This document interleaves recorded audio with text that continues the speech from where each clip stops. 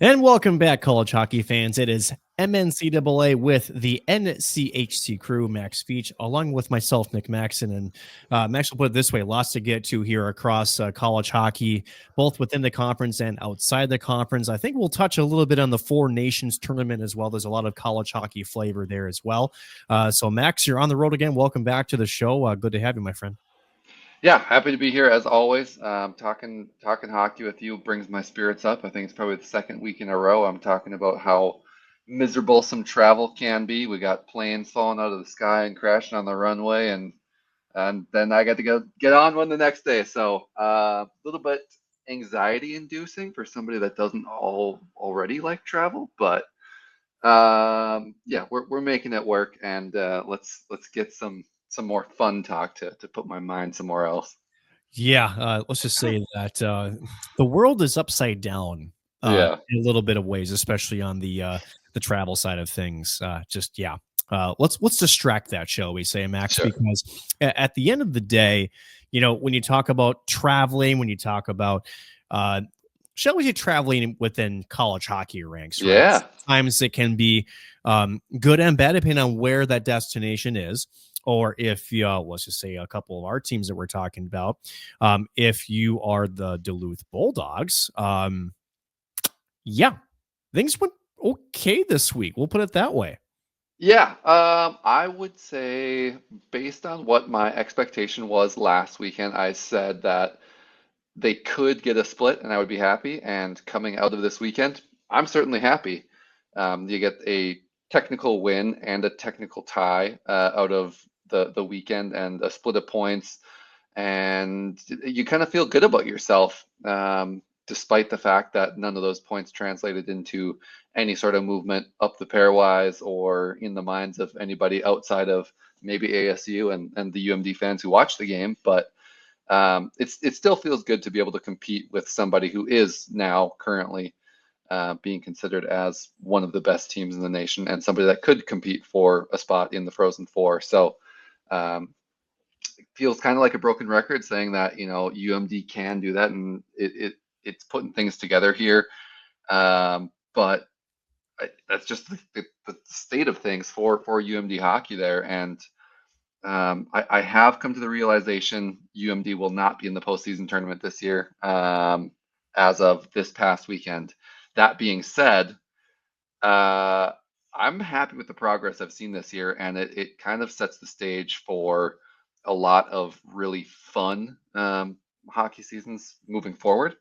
And I think these last couple of games, these last couple of weeks that UMD is going to play before we even get into the NCHC play, is going to have a lot to show, these players, the coaches, and everybody else, um, what they can do, and that might be getting deeper down into the lineup. That might be cementing some of these younger rookie players in the positions that they weren't previously in, or were previously in. And I'm I'm just looking forward to it. Like it sounds silly to come to both the realization you're not going to have postseason play and be happy at the same time, but it's kind of relieving too. It's not that anxiety inducing where you're kind of keeping the hopes up and everything else. And granted, there is a non-zero chance that they do make the playoffs. That's out of my mind. I'm just enjoying the rest of the ride myself. And Max, to be fair, right? This was a season when you looked at it at, shall we say, August, right? That Right. lens. This was one of the youngest college hockey teams that were going to be in the nation, Yep. but also ranked as the top talented freshman class coming into this year. So there Yep. were some hopes of, what Definitely. if this team adjusts? What if they acclimate really fast? There's not a 0% chance, right? But Right. to your I think what you're really trying to say is, hey, we're now deep enough into the season where there is progress that has been made. We've talked about it week after week, especially after we turn the calendar into 2025.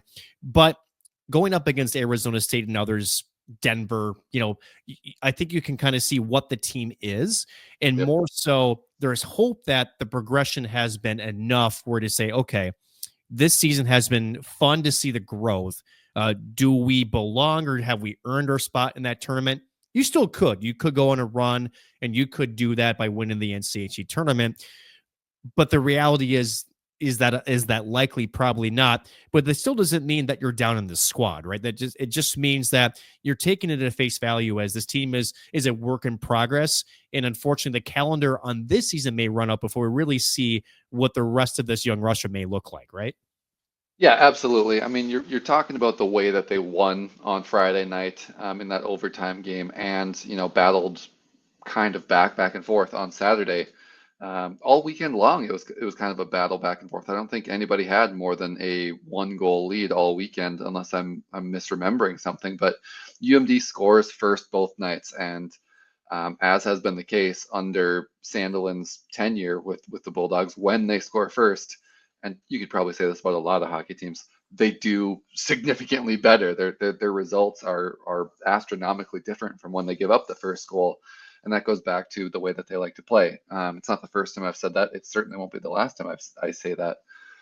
But with that being said, in that Friday game, going back to where I was, they scored first. Dom James on a power play.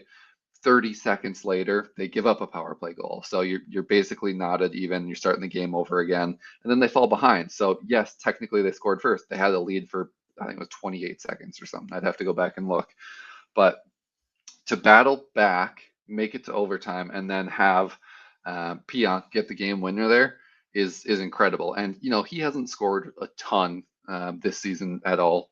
Himself, he gets a ton of assists, and he's a top 10 or whatever point leader for defensive players.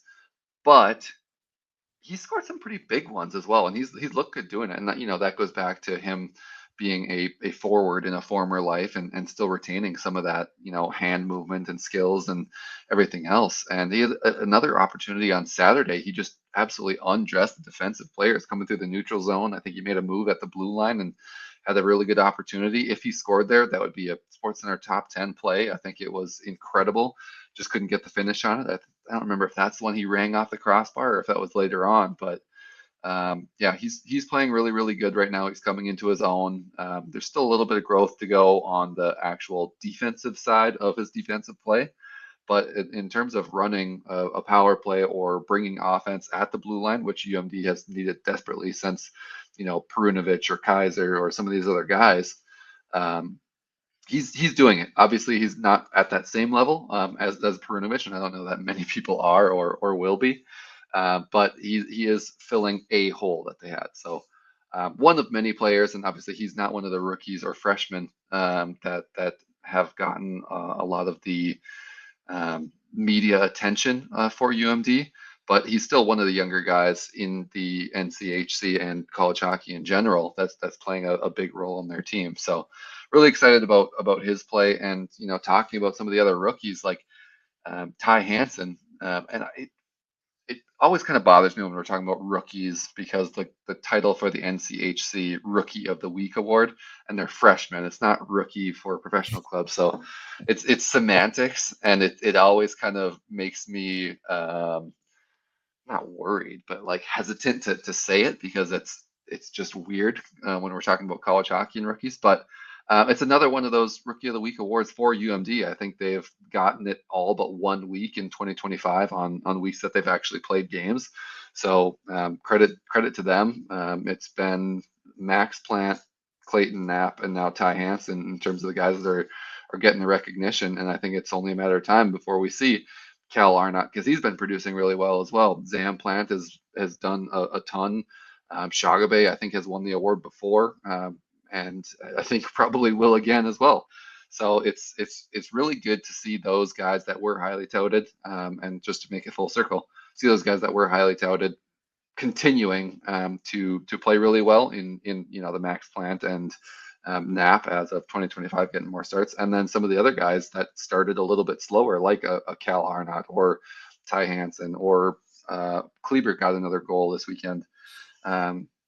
Get on the score sheet more regularly. So if we can get all of these guys to stick around, and I know that's a big if in the NIL and transfer portal and whatever current era, if we can get these guys to stick around, and we get Victor Plant gets in the mix here, and probably 2, maybe 3 years, it's going to be a really, really fun and dangerous squad. and I don't know what the ceiling could be for that team. Obviously, there's a ton of ifs with so many draft picks of the names that I just threw out there on how long they're going to stick around and when they take their opportunity, especially if they're producing well. But a couple of years is all I'm asking. I just want to see some of them develop into those bigger body players and kind of grow into a more complete squad and complete game. And I've got a lot of faith in them, and I have a lot of faith in Sandlin and Kraus and all the guys that are on the bench to do it.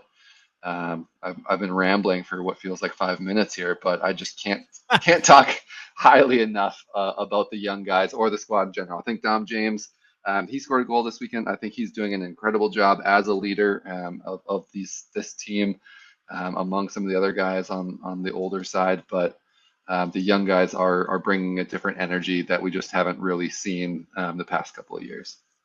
And I want to build on that, Max, just because, again, this season really has been, as we've highlighted it, the focus has been on the freshmen. It's been on that big class. But if you were to maybe pick one or maybe a couple of things that has led to the development of this team throughout this year, would there be an identity to this squad that has said, the reason for their ascension? Is it the speed of play? Is it the defensive side of the puck? Could you maybe name one or two things that has led to where the Bulldogs are at where they're at now? Funny to say it in this way, but I think the adversity that they've had to go through and kind of getting their teeth kicked in a couple of times has helped them and made them grow faster than if they were in games and losing close every single weekend. I think, the series that come to mind are Minnesota and the first North Dakota series. And I mean, even Omaha 2 weekends ago now, by the time some people are listening to this, I wouldn't even consider that they got their teeth kicked in. It was relatively close games, but getting swept there, like those weekends kind of change your mentality as a player on the ice there. And you realize that you're not playing in high school anymore. You're not playing in the Knoll. You're not playing in any of those other places. You're one of the small younger guys. You're not going to be as quick as some of these older guys. You're not going to be able to do some of the things that you were previously able to do.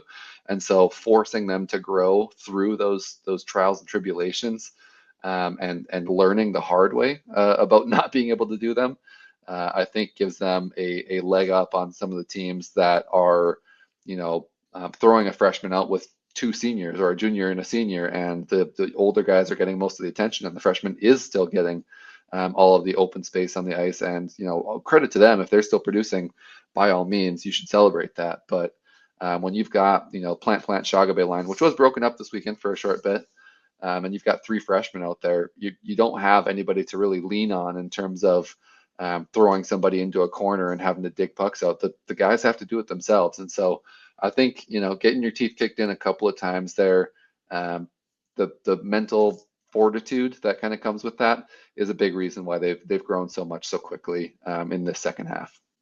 And I think you nailed it there, Max, is because, oftentimes when, young players assimilate, you have, shall we say, different teams at different stages, right? It's more of, okay, so for example, Duluth, there's some veterans there, and you have some teams also that are very upperclassmen heavy. Arizona State, as your last opponent this last weekend, very upperclassmen heavy. Mind you, a lot of that came with the transfer portal, but that sometimes insulate those younger players to where they're not put into positions like, shall we say, special teams, like power play, penalty kill, and I'm not sure if there is, obviously it's different for every player, but sometimes when you have no choice as a younger player, but to, as you mentioned, kind of go into where, you can't do the spinorama type passes through the middle. You can't stick handle in a phone booth out of trouble in a corner, right? You're kind of having to, shall we say, play the mature style at the Division I level,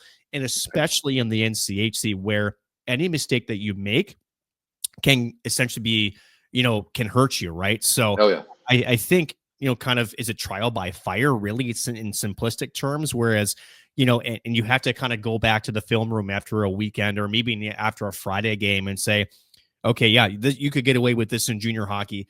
This ain't going to fly here in the NCAA realms. Through the middle, you can't be timid when you're skating you're a fast kid, you have to put your afterburners on. It's those kind of experiences, right, that we're discussing, which I think has directly led to what has been a very talented youth squad in Duluth develop into where you got this past weekend, which is you took points away from a very good Arizona State squad.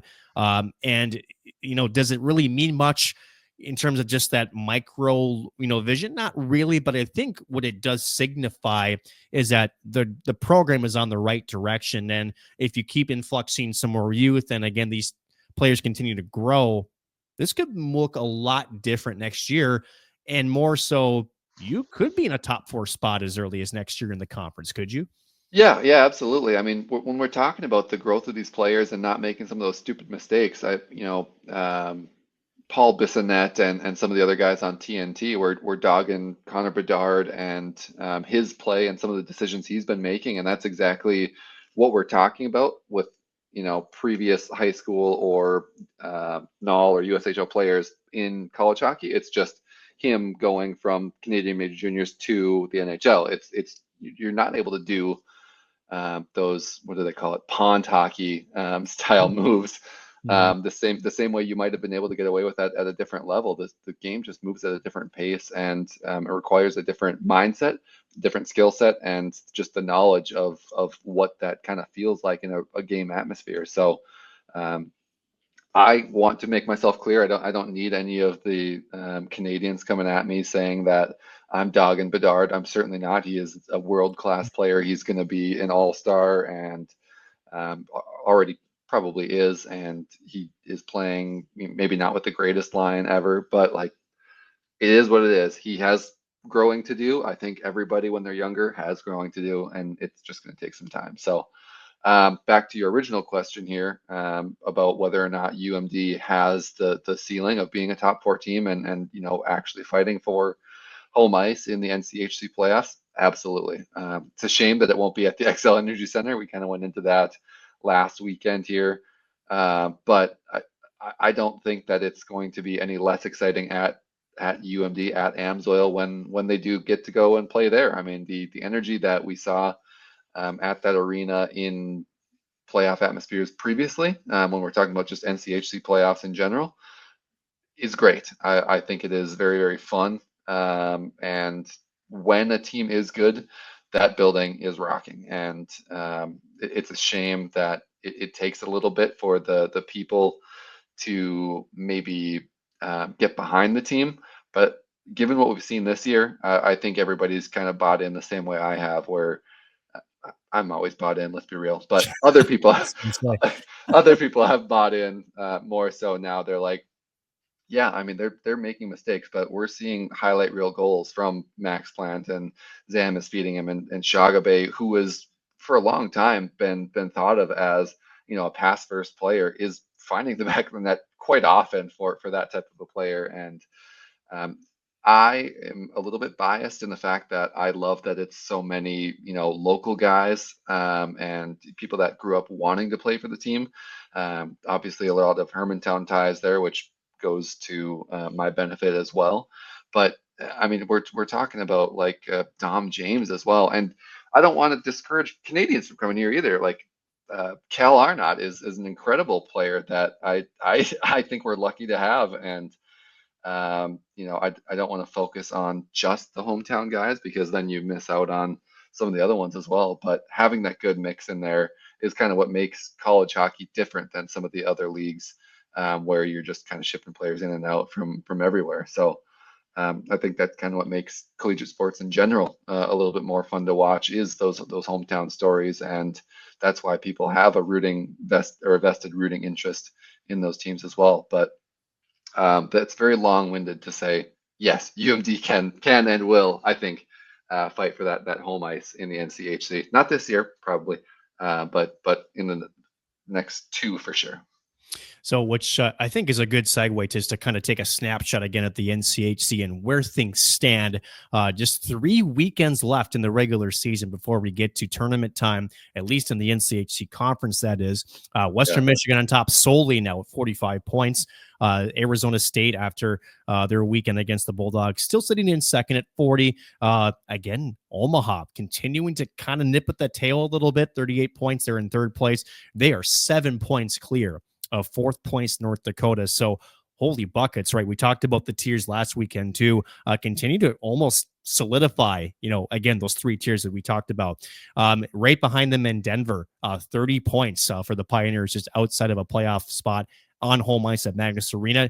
Just behind them, 29 points. It's Colorado College. We're going to see the Tigers, if you're St. Cloud State, this upcoming weekend at the Herb Brooks National Hockey Center. Duluth at 22, St. Cloud at 15. Miami getting a point as well. They're at 2 points. Still don't have a win in conference play. Been a tough run there, but they were close. They took them to overtime. They did.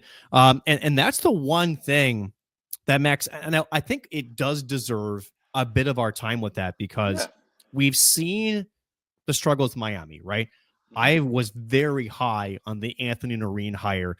And granted, I get how it looks, especially when you look at, shall we say, this, scratching the surface. They're 3-23-2. That is nothing to scoff at, right? Right. Yeah. But they scored 4 in the third period to get that game into overtime. Yep. And I think it's significant enough, Max, where this team knows where they're at. It's not a fun season. It's loss after loss after loss. I think technically speaking, they're on at least a 21 game losing streak. But for them to simply not pack this in and push it to OT, this team is still fighting. And that is all on coaching, where at this point in the season, with the record where it's at, that is some that's a heck of a job of messaging, and more so what this team could potentially start to do next year, which is there's some more wins on the horizon for this Miami squad. I think this says more about Miami this weekend than does their opponent. Wouldn't you agree?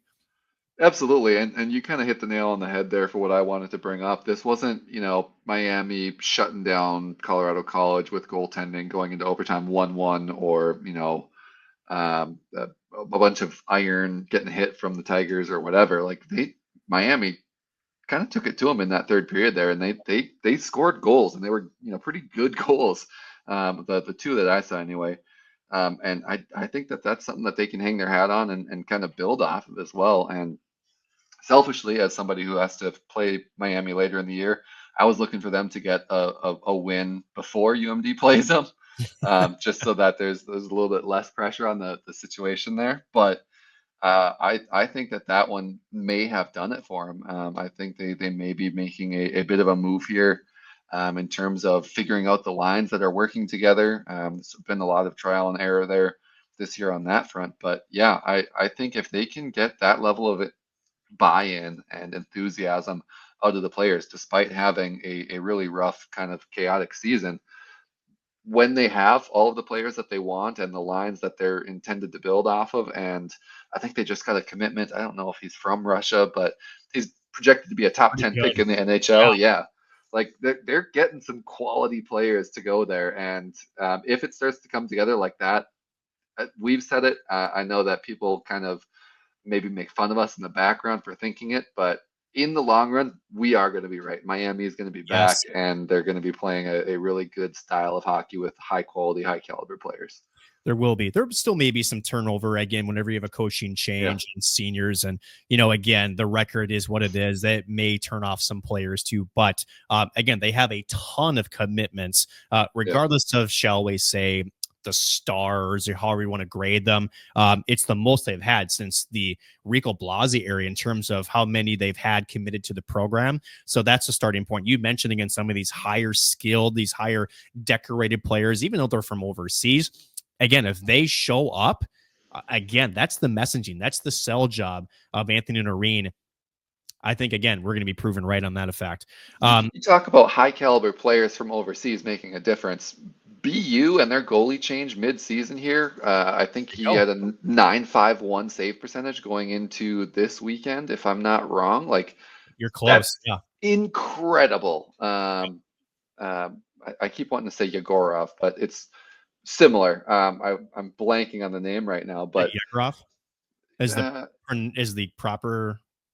okay, Close. We'll yeah, go with that. Sure. sure. But the BU goaltending, when you have a goalie that brought you to the Frozen Four and you are just like have all of these great players that have been playing in front of them and you make that change, it's probably a bit of a difficult conversation to have in the locker room, but it's paid off for them. And it hasn't always paid off for everybody else that's done that. It's not the first time it's been done, but I would say it's probably the most successful that has been done in my recent memory. I can't think of another one that's gone this well. And it's yet to be seen how far it goes. And you know, some goalies can go on really, really hot streaks, and maybe that's what we're seeing here. But to go, what's noteworthy about it is to go on that hot of a streak immediately coming into the role is just impressive, and I can't say enough about that. Again, I'm gonna have to like say a bunch of Hail Marys for saying nice things about BU, but um, you got to kind of tip your cap when you see it.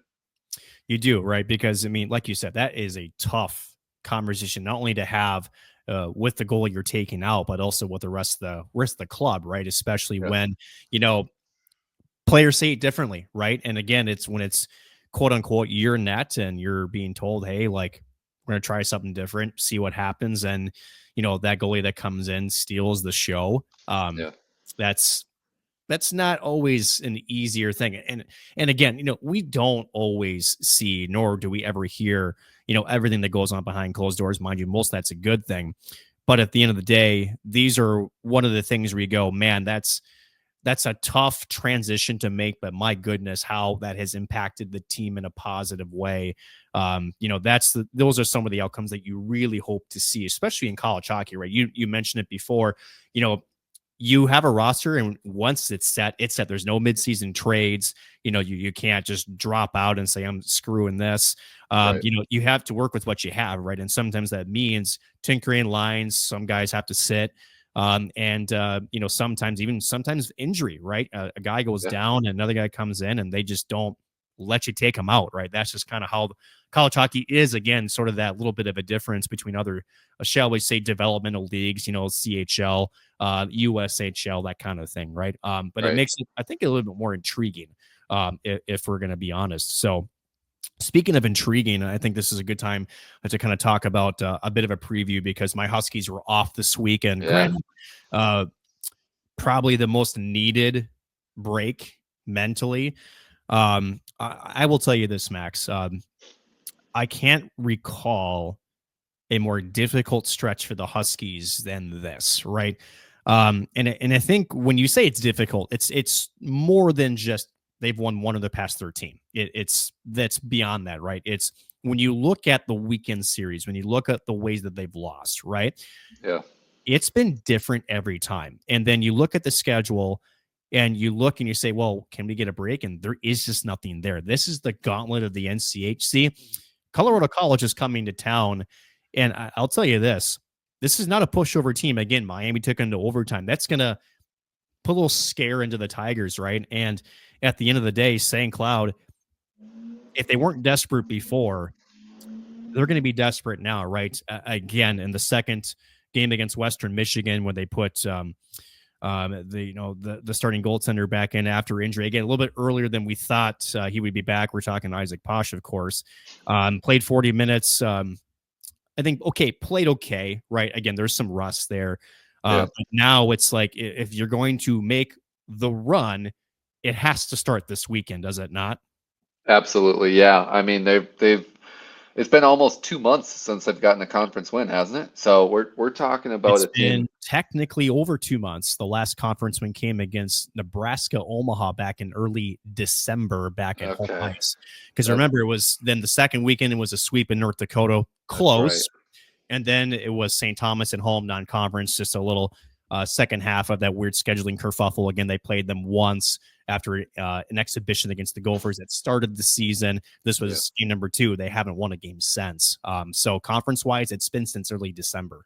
Yeah, and so when you're talking about a team that had such high aspirations coming into the year and was a top 10 team when went into the weekend with UMD and all Yep. of these things, like that takes a big mental toll. And like you said, I think it does, pay dividends having a break um, as recently as they have. And at that point, like you're doing more damage than you are good trying to just break through sometimes. Yep. Then, and this is me kind of talking out of both sides of my mouth after saying that Miami has has done such good things, despite that they're struggling as well. But I think there are different struggles between St. Cloud and Miami. Miami is just a mishmash roster, new coach, and all these different things of trying to make what they have work. Mm-hmm. Whereas St. Cloud it was working to begin with, and then for whatever reason it wasn't. And Posh had something to do with it, but it certainly wasn't the entire story. And Correct. like you said, it's got a little bit of a trial and error effect of what's causing all of the issues on a week in and week out basis. So getting a little bit of a reset there, I think, is going to do them a heck of a lot of good. And I, based on how they played at the beginning of the season, I don't know that, Arizona State or Omaha or Western or whoever is going to be really happy to see St. Cloud in a first round matchup of the NCHC playoffs. Like that's a good team that's capable of taking you into extra minutes or whatever. And is it as daunting as playing a Denver who's, pretty low in the rankings right now relative to where we expected them to be? No, No. but it's certainly dangerous. So Yes. yeah, I think it's going to be fun to see what they can do coming out of this break, but I'm going to have to see it first. Yeah, and I want to stick with that notion there, Max, because you mentioned it. I mean, it's almost kerfuffle. It's almost what mind blowing that St. Cloud had. Again, I think their highest pairwise at one point was 8.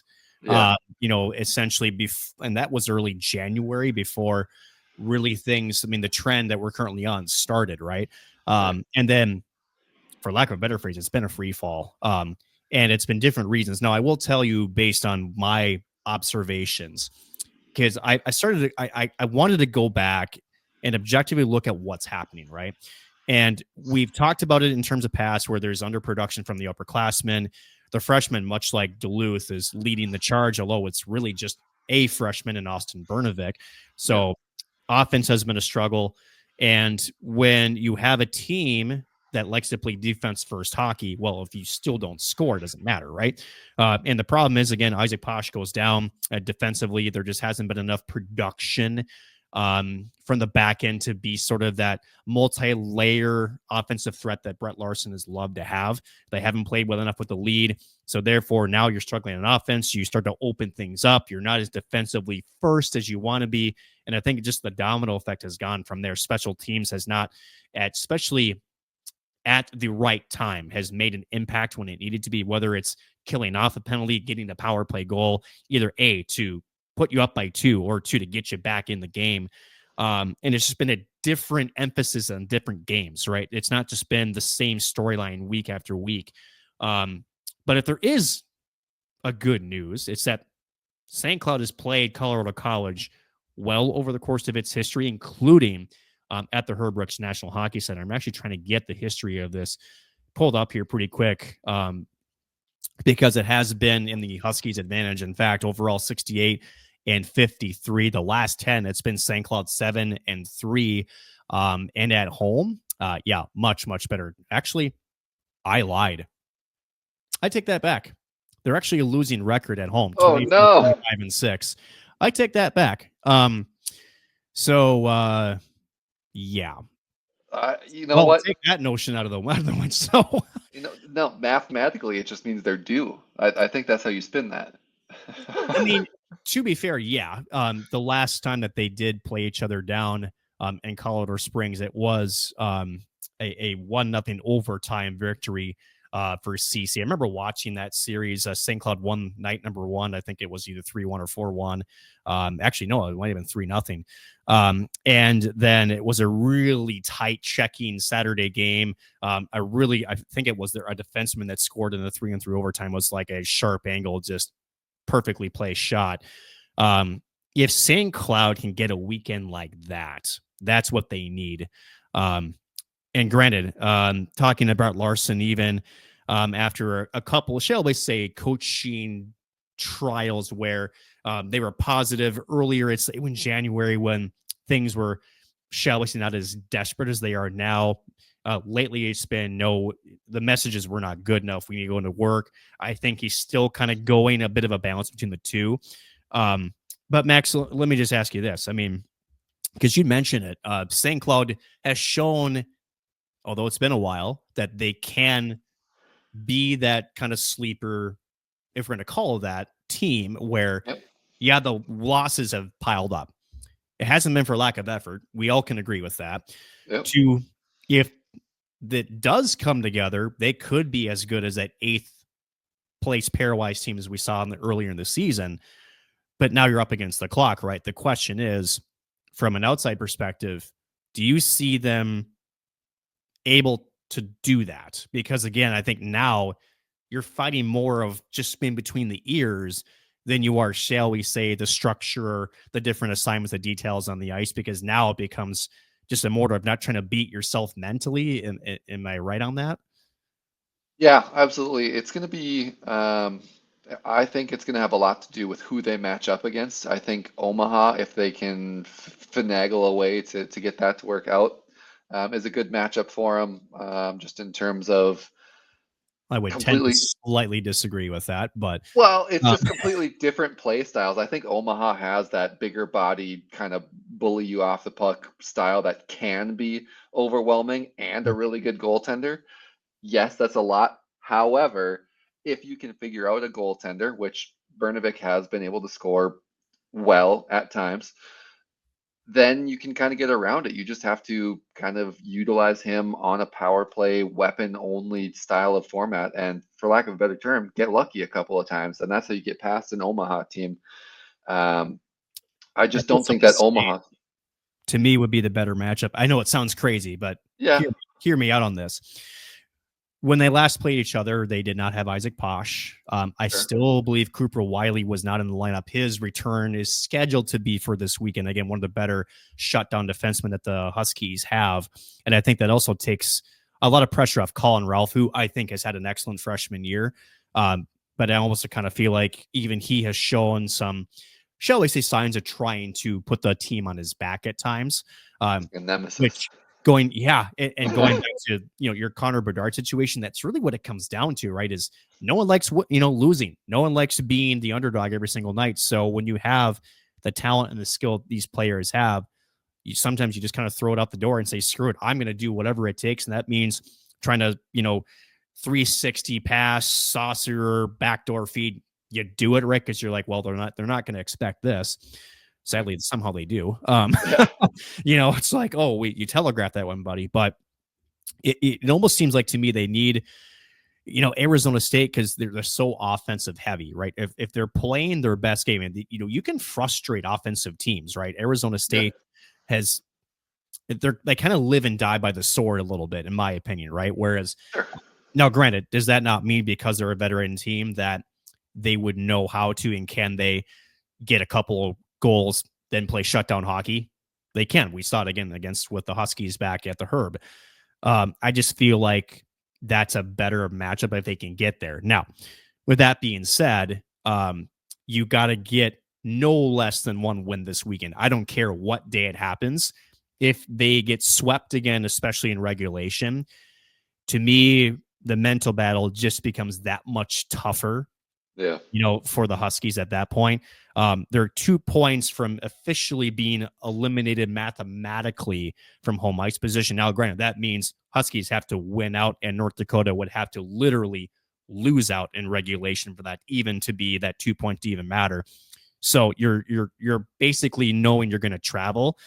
But at that point, it's like you have to somehow still believe that you can do a travel scenario and feel like you can compete against some of these top squads without a win this weekend. I just, as much as the coaches and the players would preach, yep, we're going to be ready. We're going to go out and play our best. Come on. Don't tell me that behind closed doors and that's not in the head of a player, right? Yeah, I think that every one of them knows that they're going to travel. It's just a matter of trying to, and you're not going to play to kind of line yourself up with a good opponent. You want to win your games, and Yep. I don't know that it gets much more deep than that from a coaching standpoint, especially with where you're at now. You can't be picky about how or when you win. You need to win. And like you said, it doesn't matter what day that it comes on. They need to get one on the books here. I think Colorado College is a team that you can expose a little bit. Mbarico is good. Obviously, Noah Laba is good. They've got a lot of really quality players on the team. They do. They're beatable. I mean, Miami took them to overtime. I don't want to talk too bad about that. They UMD beat them. We're talking about a team that is a roller coaster. Yep. And I hate using that analogy just because it's kind of a cop out, but they're Jekyll and Hyde. They're two sides of the same coin. They're I don't know what they are. For a night in and night out, I don't know which Colorado College team is showing up. They can be a national title contender, and they can be, I don't know, whatever we saw on Saturday, whatever you want to call that. So, yeah, it's a winnable game, and they being St. Cloud State, they need to win one. Their fans need them to win one at home. Yep. And the NCHC needs to win one for the competitive nature of the conference. Yep. Yeah, I don't know. I don't know where it stands right now, but that the free fall has to stop. You hit rock bottom eventually. You do. So let's take a moment here because I want to just preview this weekend series, and then I want to touch on the Four Nations World Cup before we sign off. Max.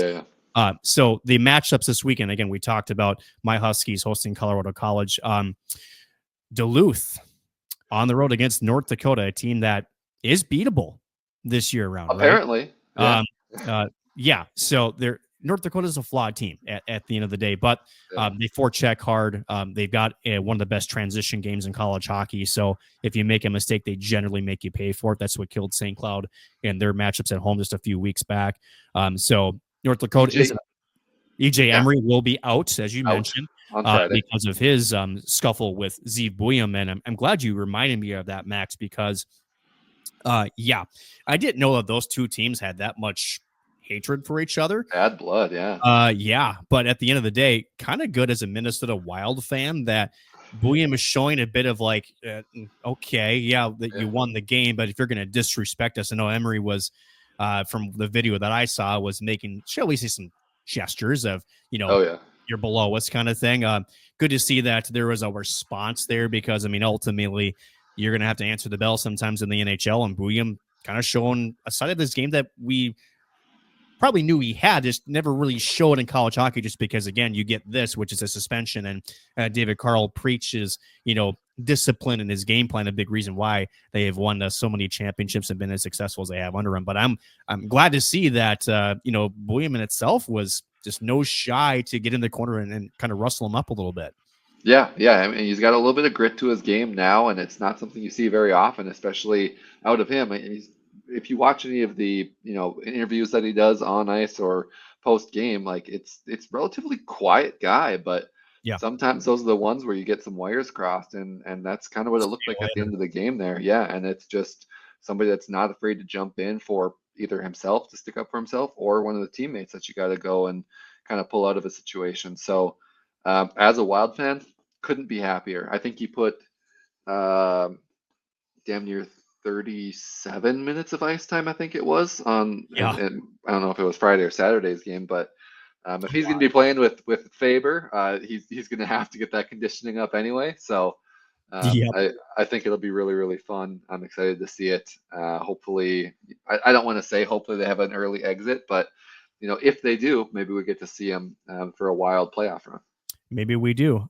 Denver will be in Miami, so the Red Hawks who maybe feel a little bit of shall we say inspiration taking CC to overtime. Maybe a little extra pepper in the steps of Denver again. Can't overlook Miami again. We know we've talked about it, you kind of wonder if CC was kind of maybe showing that a little bit this weekend and Saturday. They were up. And they said, all right, let's put it in cruise control. And Miami's showing we're not going to back off. So good for the Red Hawks because we've seen them in past. We've seen other teams where when they're out of the game, they just sort of just say, oh, I'm ready for the bus ride, right? Yep. Western Michigan and Arizona State. This will be probably the marquee matchup within the NCHC this weekend as they are in Tempe for what is going to be right now the two teams that are in effectively a paralyzed spot as of right now, Denver being the third. Arizona State is 15. They're right in the bubble, but that will probably be, shall we say, the more entertaining series of the weekend as we head into it just basically on paper. So with that being said, Max, let's wrap up with this. Saturday night, I just got back from St. Cloud calling women's hockey. St. Cloud winning in Minneapolis for the first time in program history. Shout out to the women for making that happen. Oh, yeah. That had never happened before, but here we are. Lost a close one at home 2-1, but basically got my butt down efficiently back to a buddy's place, turned on what was a four nations battle between Canada and U.S., and I don't know about you, Max, and I'll let you run with this one. I've watched a lot of hockey. I'm kind of old, so I have a lot of history in college and pro and junior hockey.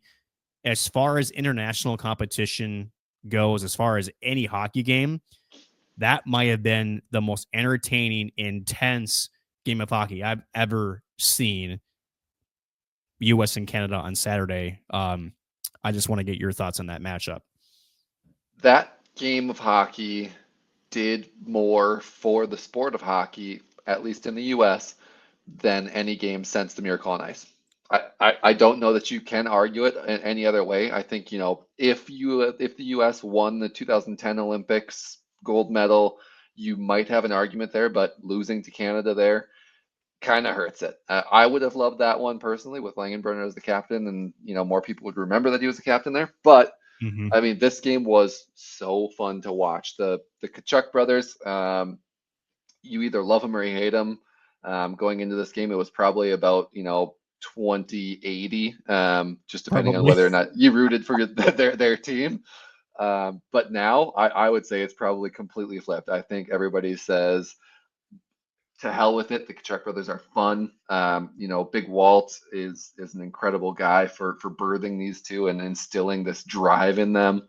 I hate to see him get hurt and not be able to play in that most recent game, but the Canadian game they set the tone for was so incredible. And the booing of the U.S. national anthem leading directly to or contributing to the immediate brawls only added to the spectacle, and that buzz that it got online because of that drew some of the other people in. And after that, we got to see high-paced, high-effort hockey from both teams. But I'm only wax poetically about the U.S. and brag about them because they won, while I still can.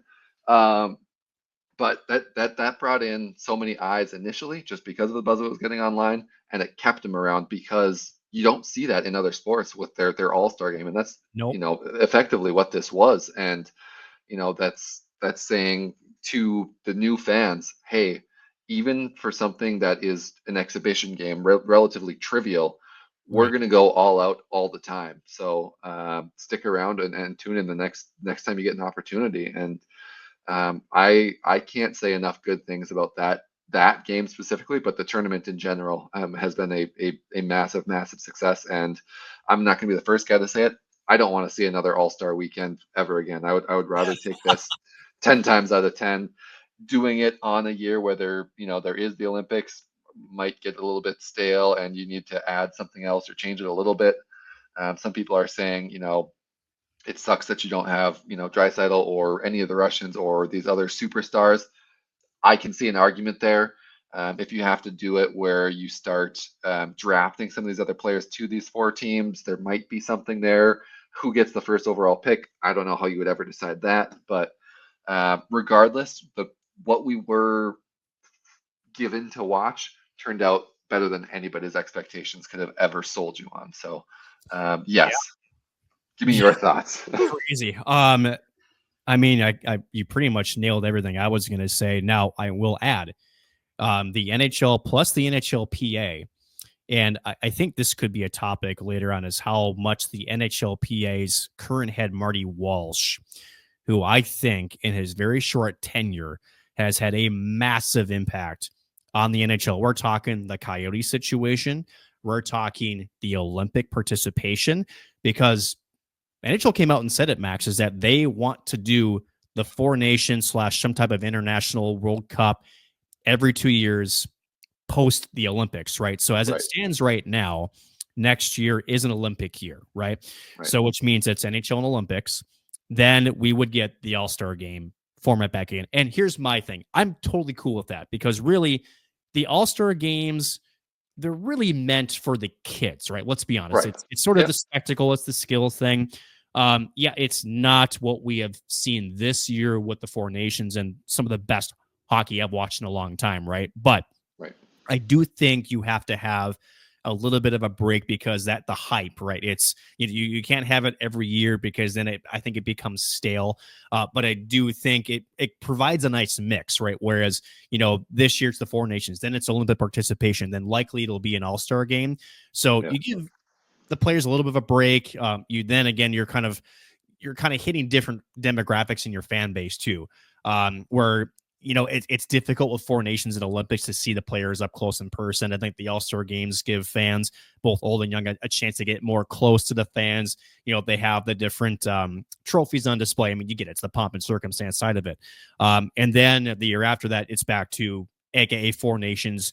If I would say geopolitically, I think you and I both know this, if everything across, shall we say, the continents ever gets figured out, you would see a return to Russian international competition amongst others potentially. But that's got to get sorted out first. I think we're clear on that, right? Yep. But overall, it's been everything and more. And to your point, as far as the novice fans, they outdrew the NBA All-Star game, which granted isn't hard, but hockey's never been, and I think this is where the positive is, hockey's never been a sport where even if there was an NBA All-Star game on, that folks would turn to the NHL. It just has never really been that way.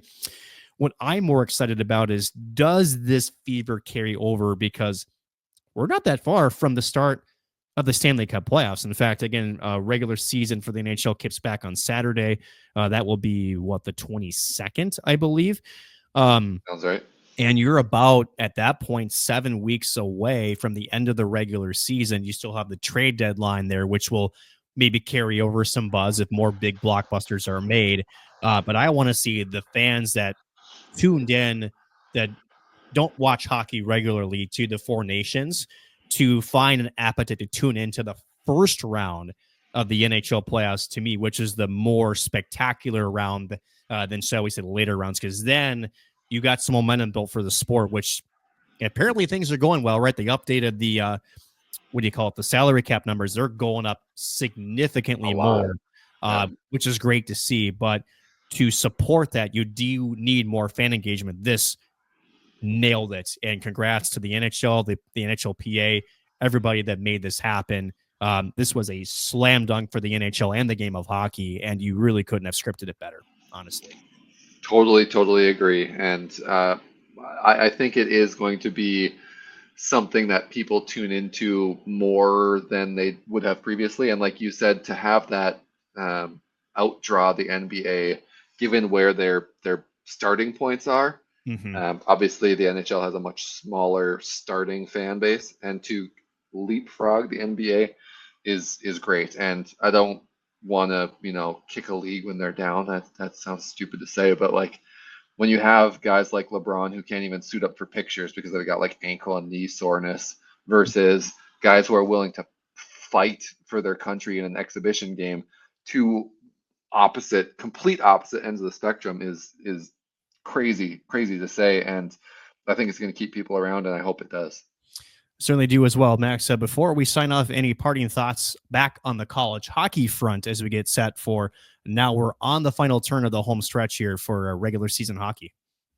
Yeah, one big final thought here. I have lamented for a while, and been pretty vocal about my love and hatred for the pairwise. I am back on the hatred side. I think it is an anomaly of a year. I think it is crazy to see what we're seeing right now. Some of it does have to do with the conferences and just kind of how they're playing out. The ECAC and the Atlantic Hockey, we're used to seeing only one, maybe two teams from there on a really good year. But the CCHA, we're used to having one in the top 16 no matter what, and right now there's not. So the cut line for that right now, the bare minimum cut line is 13, and that's without any other upsets in conference tournaments at all. So if we see a Penn State or Notre Dame, which is a bit crazy, in the Big Ten, win that tournament, and St. Cloud State, if they go on a run, or UMD, or any of these other, Colorado College for that matter, Right. and make a run and win the NCHC, or in Hockey East, I'm trying to think of who's in the bottom of Hockey East right now. Probably UNH. Yeah. UNH. They're down there regardless. If we're seeing three more upsets there, you have to be in the top 10 to make it is insane. And not only that, there's some teams that are up near the top there where we're talking about that 500 record might come into play. Yeah, it's true. So I don't know what it's going to shake out like. All I know is it's going to be much more interesting than it probably has been in the past. There's going to be some really upset teams that are probably deserving of a playoff spot that aren't going to get one just because of the way that the rules kind of shake out and the way that the pairwise sits right now. So something to keep an eye on for sure. And if you're even Denver at 10, but UMass, Lowell, Michigan, Massachusetts right now, you can't feel comfortable. And those are teams that are 11, 12, and 13 in the nation as it stands right now, which is crazy to think about. But Yep. They're desperate for wins. I'm going to piggyback off on that just a little bit, Max, because I was on another podcast just a couple of days ago. We talked pairwise, and one of the suggestions from one of the hosts was, well, the folks get to 20 wins first, then we pick. I'm like, no. It's like, okay, hold on. And I laugh only because there's the whole reason the pairwise was born, right? Which is you're essentially saying that every win is equal, which right. The pairwise it attempts, that's the key word, to try to make sense of which teams have played the better opponents, and those teams get seeded higher, right? Does that mean it's perfect? Of course it's not, right? That's why we're having this conversation. But I think an even simpler fix, not that the pairwise doesn't need an adjustment, because it clearly does, but I think you can solve a lot of this by doing one thing. And you don't even need to touch the pairwise to do it. You expand the playoffs. I do think if you go to 24 teams, which from what I hear was something that a committee looked at and recommended to expand 24 teams. Does that mean that the pairwise problems go away? No. But I do think that college hockey, and mind you, when I say expand the playoffs, that's actually a positive, right? In college hockey, that means that the game has grown where there's enough teams that are deserving of at least entering the tournament. Now, we can argue format and how it would work, go down that route. But I think right now, at least 20. But I think you could argue 24 would be actually the better, because let's take your example, right? 3 auto bids, you get to 13. Let's just say you have 3 upsets. That takes you 6 out of the 16. That means it's only 10 at-large bids. Right. That's just not enough, right? So if you were to take the worst case scenario, which is 6, and it's at a 24-team format, that means 18 teams get in. And I would think that those 18 teams, more often than not, would be deserving to have a spot. Even at 20, take out 6, that's 14. Now that's more realistic, right? In terms of the teams that are in those spots deserving, and more so, I mean, we go back to a couple years, it was Alaska, right? That should have been there, because they're an independent, right, in their schedule, they got knocked out, right? They essentially sat for 3 weeks at the end of the season, and could do nothing about it, right? Yeah. So I'll give you a chance to respond to this. I mean, is that really the most immediate and easiest fix that we can do? Because ultimately, I think the pool is just, it's grown in terms of better talent. And I think that's the next step here, isn't it not? Yeah.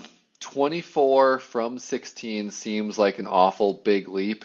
When you break it down by your regional tournaments, your 1 and 2 seed get your bye, and everybody else kind of plays in to get that. So when you look at it from that scale, I don't think it's that crazy. The one thing that I would say that's going to cause some heartburn is for, I'm trying to think of a good scenario. Like, let's say Michigan State wins the Big Ten, but they lose relatively early in their tournament. They're clearly going to be the top of um, Big Ten. They're going to have a number 1 seed basically regardless of how the season ends this year. So if Right. they have an early exit in their postseason tournament in conference and they have a bye in that regional tournament, they could go like 3 weeks between their last game played and their first game of postseason play, which is Sure.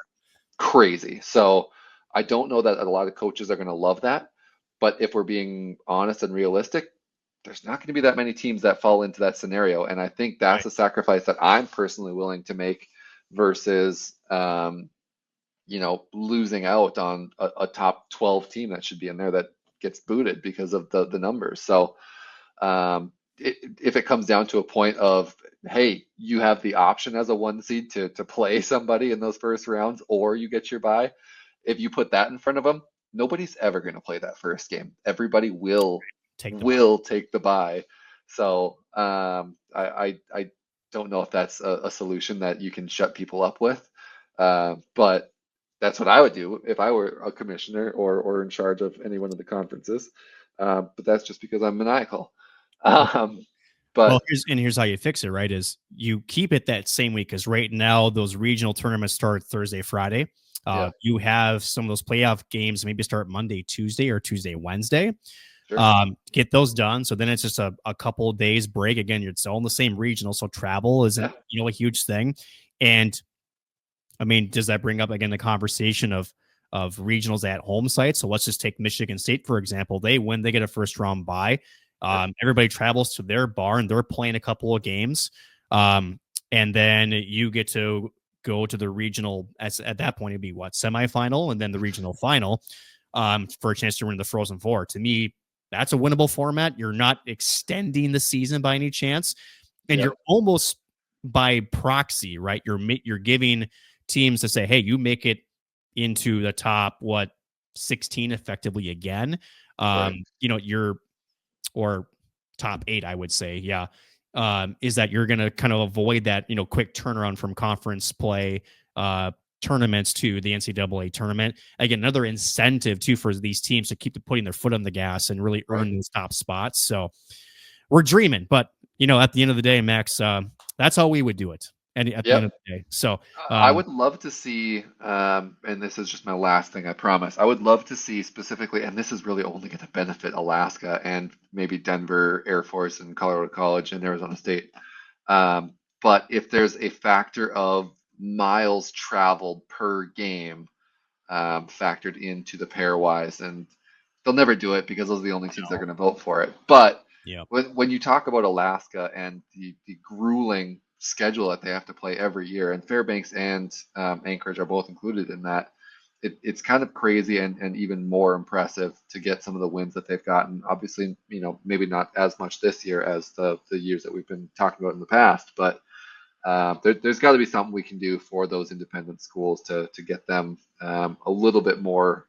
I don't want to say leg up. Leg up sounds wrong. Giving them an advantage sounds wrong, but they deserve a little bit for having to endure that travel schedule year in and year out. So it's an easy last thing I had. solution. Easy solution, and that is we need to get more college hockey programs on the West Coast to go Oh, D1. That's it. And then spot in. they make a conference, and then hey, now you have no choice but to expand if you're the college hockey competition committee. We'll put it that way. Yep. Guys, we've run out of time. Thank you so much for listening. If you're in your car at home, if you're on YouTube, thank you for watching. For Max Veech, I'm Nick Maxson. Thank you again for watching NCHC on MNCAA.